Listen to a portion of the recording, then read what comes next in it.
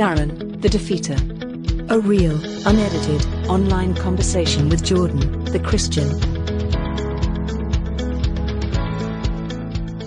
Hey Darren, how's it going?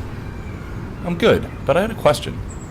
As a parent, if you have 3 children and they all wish to know the truth, and you have evidence and experiences that you can share so that they come to know and believe in Jesus Christ, would it be wrong to only share that with one of the children and withhold it from the other 2? God has instructed parents to teach their children the truths of the gospel, and He never says to withhold that knowledge from one and not the other. So, I think it's important to teach all our children the commandments and teachings of Jesus Christ. Yeah, I definitely agree with you. It would be wrong to withhold that information from some of them.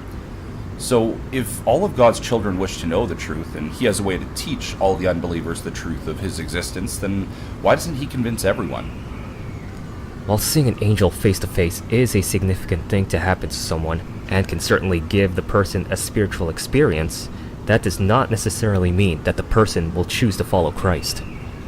Yeah, I understand not all will still follow if He shows everyone He exists, but people won't follow if He doesn't show them too. At least by showing them, He'll get many more followers than if He stays hidden from all the unbelievers. They have free will still to follow or not, as you say, but why not give at least undeniable evidence of your existence and then let them all decide to follow you or not, just like Satan had? That is true. That would be much easier, and I think it would be more effective. Well, we believe that the purpose of life is to prepare to meet God and to learn, grow, and be challenged. So I think that if God gave us all undeniable evidence, it would be too simple. We wouldn't have the opportunity to struggle and grow, and we wouldn't be spiritually strong like God wants us to be. Once we act on faith, we will be stronger in the end because it was a challenge, and we will be more refined for it. But I definitely agree that your idea would be much easier. Saul was an unbeliever that had no faith in Jesus at all, even persecuted his followers, and yet, without faith, Jesus gave him undeniable proof that he knew would convince Paul. He didn't need to learn and grow to be stronger, so if God doesn't feel it's necessary to have faith first, and can give unbelievers absolute proof like He did with Paul, then why not just give it to all unbelievers? Paul was seeking truth, as all believers and unbelievers are, and you said at the beginning that it would be wrong for a father who could share absolute knowledge of Jesus Christ to share that with only one child and withhold it from the others. I think you have an interesting point. I think Saul is an intriguing story. His experience was amazing. So how would you have answered your own question about parents teaching their children? I think it's interesting that some people like Saul have seen undeniable evidence, but most have to rely on faith alone. And yet, some see undeniable evidence and still don't believe. I don't know the complete answer because I don't know the ways of God. It is our duty to learn and teach others of Him.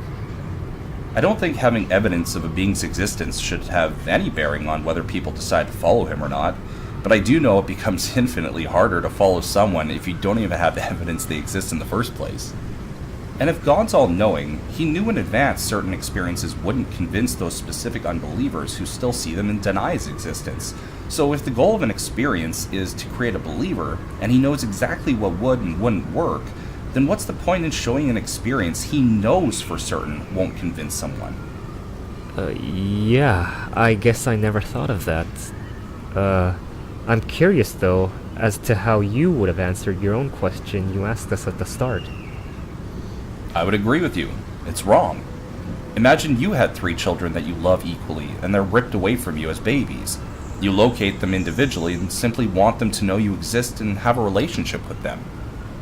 It would be immoral to cherry-pick a favorite child and give only him undeniable evidence that you exist, love him, and want a relationship, but not show the other 2 any proof that you even exist.